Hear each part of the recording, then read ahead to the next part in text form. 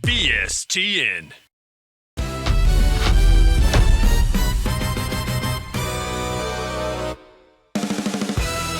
Welcome to SaaSCntr. I'm your host, Scale Duncan. Our top story today, Contrarian bets, negative energy sucks, and it's not your dad's headline? You'll get it in a minute. Jordan Winston just told the origin story of IQ Bar's founder, and it's basically a masterclass in looking completely insane until you're proven right. Here's the setup. College kid decides to build a protein bar company in a dorm room. In a market dominated by giants with infinite marketing budgets, this is the kind of idea that makes investors laugh you out of the room and your parents question your life choices. Got a bit of a funny story on that one for me, although I never tried to invent a protein bar company. Anyway, Winston's point, the founder survived early chaos by running on pure negative emotions, fear, anger, desperation. His advice, and I quote, do whatever the you have to do to survive. Here's the catch. That energy only works short term. It gets you through the valley, but you can't build a sustainable business on fight or flight forever. And now IQ Bar is in thousands of stores, and the founder looks like a visionary. People study his strategy. This story's about it. But during it, well, he just looked unhinged. That's the thing about contrarian bets. They only look smart in hindsight.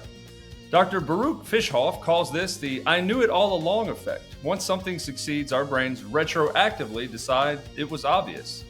But while you're in it, you're the crazy person building a satirical fake news show about sales enablement, or making a CRM tool that forces process adoption instead of just documenting failure, or launching a protein bar from your dorm room. The good part, I guess, if it works, everyone acts like it was inevitable. Business schools write case studies. LinkedIn thought leaders claim they saw it coming. If it fails, you're one of 1,000 passionate but misguided assholes ahead of your time, which is code for wrong, but wrong with conviction. So here's to the bets that look stupid right now, to the products nobody asked for, to the satirical news networks and SaaS companies going all in on process adoption at the end user level, to the founders doing whatever the F they have to do to survive. I salute you. They only look smart later. Right now, they look just like us. TLDR, IQ Bar went from why would you do that to how did you know? The answer? They didn't. Their founder just refused to quit when it looked insane. That, ladies and gentlemen, is the whole game. Our next story comes to us from USA Today. USA Today introduced us to Neo this week, a humanoid robot from 1X Technologies designed to transform your life at home by doing chores. But here's the thing, I don't need help with laundry, I barely do it. I need help with the 47 administrative tasks standing between me and actually closing deals, which we explore in this week's AI, oops. When the prompt is good, but the output's poop, it's AI, oops. Meet Neo. He's a humanoid robot built by 1X Tech to do household chores. Not take over the world. Definitely not take over the world. Laundry, dishes, folding fitted sheets probably. And I'm supposed to be, I guess, impressed by this. Here's some numbers for you. The average sales rep spends 64% of their time on non-selling activities. 64 freaking percent. That's data logging, CRM updates, meeting notes, follow-up emails, internal status reports. Meanwhile, only 36% of their time is spent actually talking to prospects or closing deals. I only spend 0.64% of my time doing laundry and dishes. My wife was unavailable for comment or complaint. Anyway, forgive me if I'm not losing my mind over a robot that can vacuum. Roomba has already been invented. I can handle that. What I can't handle is attending 7 Zoom meetings, updating pipeline stages in real time, logging call notes with proper formatting, and actually moving deals forward. Neo's got hands. Neo's got AI processing. Neo can learn tasks. So here's what we're doing. That's right. Neo's joining my sales team. He's taking meeting notes. He's updating HubSpot while I'm on calls. He's handling the just circling back emails that nobody wants to send, but everybody has to. Most importantly, he's attending the pipeline reviews where I just nod and say, I'll update that. It's tracking the quote up maybe. He can physically nod. That's his job now. 1X Technology says Neo will transform your life at home. Yeah, that's correct.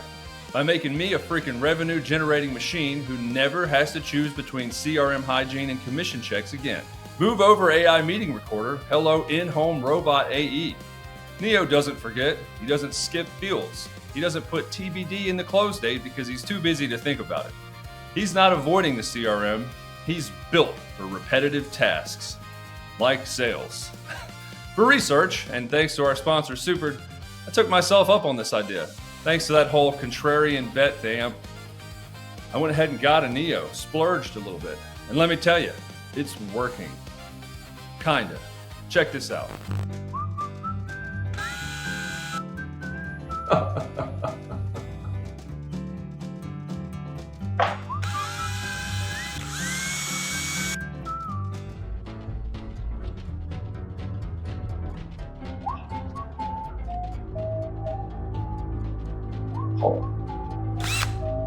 Get out.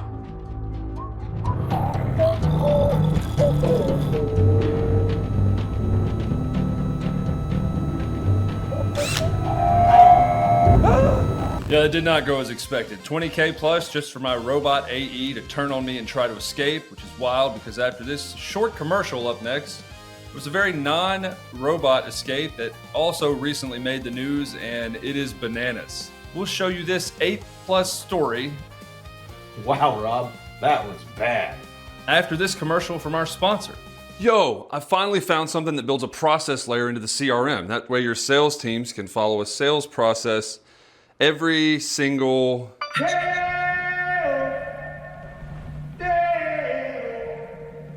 That sounds a little bit like mind control. No, it's process enforcement. It makes reps' lives easier, so they don't have to do admin. Work all night on a drink of rum. Are you the one making them do that? Me? No. These reps are just doing whatever they were already told to do with their process.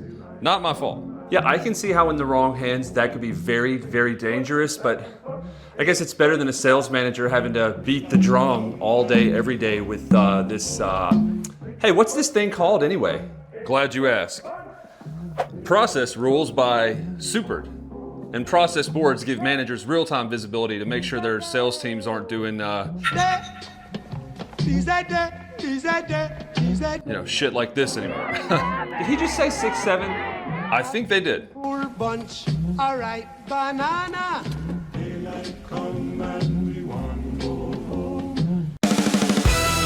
Welcome back to SaaSCntr. I'm your host, Ape Lincoln.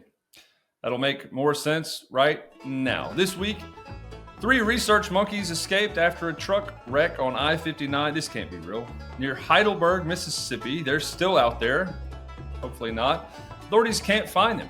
And honestly, this is the most perfect metaphor for a sales process failure I've ever seen. Get ready for this. Okay, so 3 research monkeys are loose in Mississippi, my home state, after a transport truck wrecked on I-59. You're probably asking, how in the hell is this relevant to a news show about business, sales, and tech? Well, here you go. Valiant attempt incoming. These weren't just any monkeys. These were research monkeys. Their entire existence was designed around being studied, measured, controlled. They had handlers, protocols, documentation, a literal truck built specifically to transport them safely from point A to point B. And the truck wrecked. And the monkeys, gone. It's just getting more tragic by the line. Free. They're living their best lives in the Mississippi wilderness. Authorities have no idea where they are or where they were. This may be updated. Sound familiar? That's your freaking sales process. That's your data integrity. That's every mandatory field you've ever implemented thinking it would force compliance. You build the system, you train everyone on the system, you put guardrails in place, custom fields, validation rules, workflow automation. You've got the truck, okay? Bear with me. Everything's documented. Everyone knows their role. This time it's gonna work.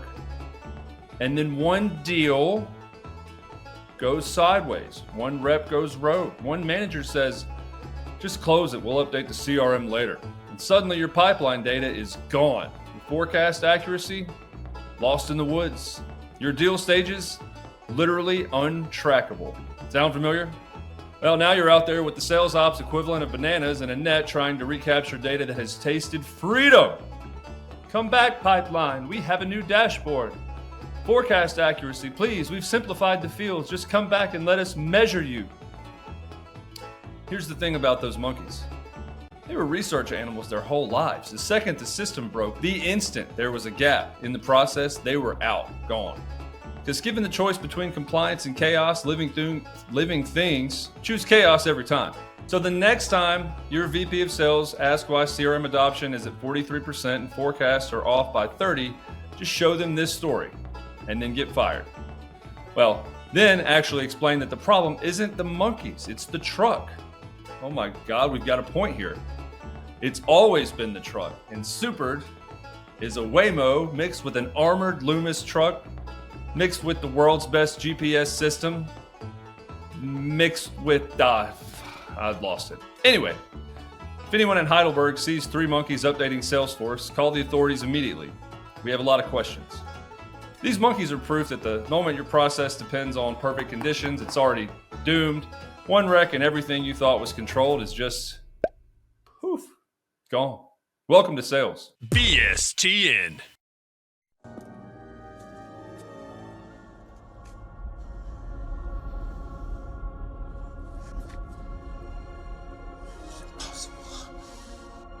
Indy, over here, man. Just use Supered. You don't need to look for the Holy Grail anymore. Supered is the Holy Grail for sales teams. Let's make the invisible visible.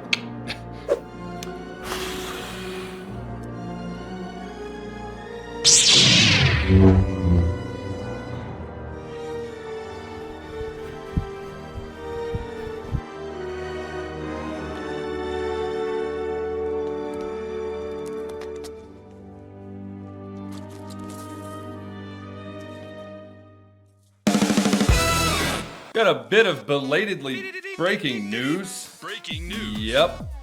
We need to talk about an event that's been underway for about an hour as of right now. Midnight to Millions, because this might be the most insane thing to happen in sales enablement all year. Neil Weitzman and Scott Leese from SellBetter just said, what if we, and hear me out, gathered 24 of the world's best GTM minds and made them teach for 24 straight hours, invited people to it, and put it on the internet? Well, that's what we're talking about. They freaking did it. This is the event equivalent of that IQ Bar founder story. A contrarian bet that only looks smart if it works. Right now, well, guess it's working. Here's the lineup, and I'm going to rapid fire this because there are 24 of them, 1 per hour for a full day. Justin J. Johnson, Leslie Benetz, Kevin K.D. Dorsey, Ian Koniak, Jenny Garchua, Jason Bay, Ali Rizekos, Dale Dupree, Patrick Spikalski, Claudia Ruzel, Marcus Chan, Richard Harris, Adam J., Christian Kraus, Charlotte Lloyd, Niraj Kapoor, Hannah Ajikawa, Sam Jacobs, Larry Long Jr., Jeanne Marie Wilk, Sherilyn Castleman, Lori Richardson, Darren McKee, and Nikki Ivy. Wow. That was a mouthful. That's not a speaker list. That's a GTM Avengers roster. And here's what makes this even more awesomer. There's only 2 enterprise sponsors bankrolling it, technically. Zoom Info Pod, technically SellBetter is presenting it. There's not a company logo on every freaking slide. No brought to you by, and then a weird, thinly veiled demo or pitch. Just 2 people who decided that the best way to deliver value was to go absolutely batshit on the agenda and the format. 24 hours. No sleep till Austin? Well, just back-to-back sessions for people who have actually built teams, closed enterprise deals, scaled revenue, and now rightfully consult. Not the ones who just repost or have AI write thought leadership ads while their company burns cash. Here's why I think this works. Most sales events are 2-day or 3-day resort vacations with 4 usable hours of content and 18 hours of networking that's really just getting blackout drunk. Midnight to Millions strips all of that away. It's concentrated, it's raw, it's human. It's a community of humans, insane humans, but they think learning for 24 hours straight is not just possible, but necessary. This is what the sales world needs more of. Not another panel where everyone agrees, not another fireside chat that's just a product demo in secret. Just real people sharing what they're actually have learned. No corporate filter, no time limits, no patience for bullshit. Maybe they mess up a word or two like I have throughout this show, but Neil and Scott are hosting an event with an ethos that I think Kiefer Sutherland would be proud of. And to steal a quote from the show 24, if I'm knocked down, I will get back up every time. I will draw on every ounce of remaining strength to protect my teammates and to accomplish our mission. I am never out of the fight. Which in my mind is the same mentality that sales leaders that win possess. Here's a note. If you're not attending Midnight to Millions, you're missing the best GTM education event of the year now, other than maybe Southbound. Shout out, I was there. Also, somebody please check in on Scott and Neil around hour 18. They might need medical attention. Or coffee, probably both. Speaking of coffee, I'm going to grab some during this next commercial break, but you should stay right here because if not, we won't have sponsors anymore and we'll disappear forever. I'm afraid you've made a really rather bad enemy of the Wicked Witch of the West, my dear. The sooner you get out of sales altogether, the safer you'll sleep. Lord, I'd give anything to get out of sales altogether, but I really need the money right now. Can you just help me follow the sales process? I can't ever remember what the I'm doing. Oh no, that's not true. The only one who would know would be the great and wonderful Wizard of Ops. What Wizard of Ops? You mean Kevin? Is he good or is he an asshole? Oh, very good, but very mysterious. And he lives in the CRM, which, obviously, did you bring your sales documentation with you? No, I can't find it. That's the problem. I guess you'll have to go step by step through the entire process. And remember, don't let those pink lightning bolts out of your sight for one moment, or you'll be at the mercy of your sales manager and Kevin. But how do I start in the CRM? It's always best to start at the beginning. You just need to follow the pink brick road. Follow the pink brick road. Follow the pink brick road. But what happens if I... Follow the pink brick road, and you're off to see the wizard. My, oh my. I really need to tone it down on the CBD gummies. Jesus Christ. Follow the pink brick road. Follow the pink brick road.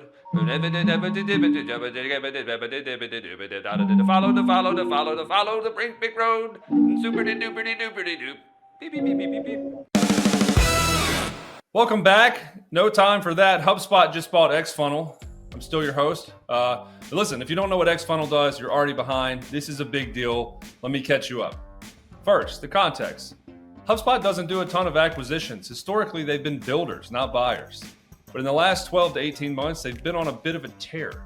Clearbit for data enrichment, Cashflow for billing, and now XFunnel for answer engine optimization, AEO, if you hate typing full words like I do. So what the is XFunnel? Well, they're the company helping brands show up in LLM responses instead of Google search results because here's the reality nobody wants to admit. Search is, I'm not going to say dead. It's not dead. It's not dead. It's not dying, but it's fundamentally transformed. People are looking for answers, not ads. They aren't Googling the best sales enablement tools and clicking through 10 blog posts anymore. Don't know if they ever did. They're asking ChatGPT, they're asking Claude, they're asking Perplexity. And those LLMs just, tell them the answer. No clicks, no page two, no ads, no discounts, no weirdly placed things, no definitive guide with a table of contents and 47 subheadings, just answers.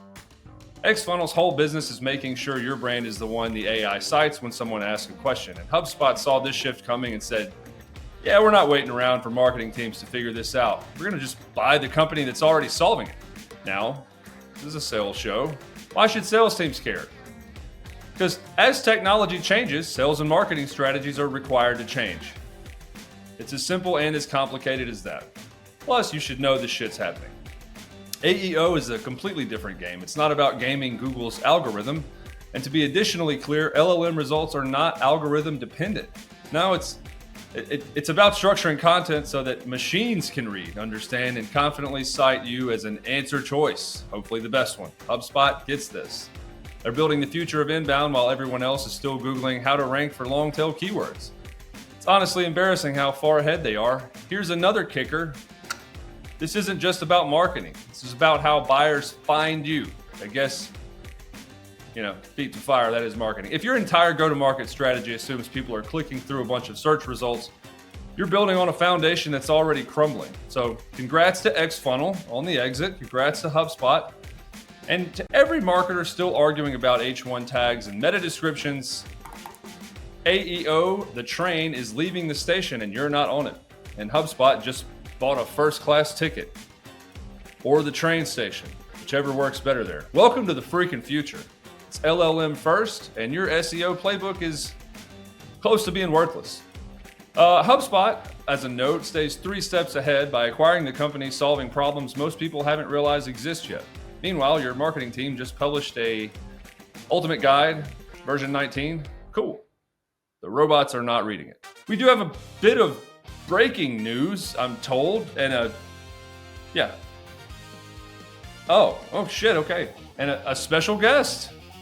This is one of our first guests that we've had, folks. This appears to be an update in our story from last week featuring the Ops Pro from RevHops, James Riggs, the man who is the weekend warrior and wrestling crow. Here he is now. James, great to see you. You have something you'd like to share with the world? If you're watching this by now, you already know. Last week footage of me preparing my mind and body to return was leaked. And so this video, which is not one I thought I'd ever have to make, is to tell the truth. And that truth is that I am in fact returning to fight my opponents in the ring. Oh my God, that's fantastic. The demand must have been extraordinary for you to make this decision this quickly. But from who? The call from all of you for me to return, the whole world, leaders of nations, small children, even some animals. Others of you have taken to public defacement of buildings, expressing colorful artwork of my return to the ring. Has been incredibly supportive and encouraging, but quite a burden. And I'm finally ready. Well, I mean, can't decide if that's great news yet, because I'm not sure, frankly, just who are your enemies? I'm coming for you, inefficient processes. I'm coming for you, misaligned teams. I'm coming for you, tool sprawl, and I'm especially coming for you, Tim, the CFO. Ooh, look out, Tim. And what are you going to do to them, James? We're going to duke it out in the ring. There'll be one winner, and it's going to be me. I will announce my first fight soon. Well, move over, life of a showgirl. This has got to be the most anticipated announcement of 2025 by far. But like any good wrestler, James needs a nickname, nay, a persona.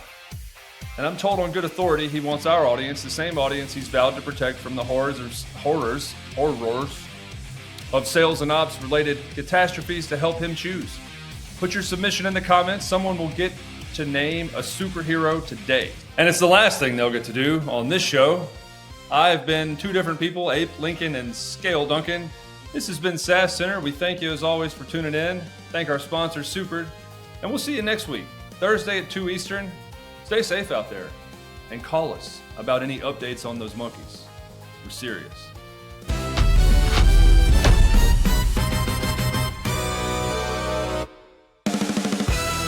BSTN.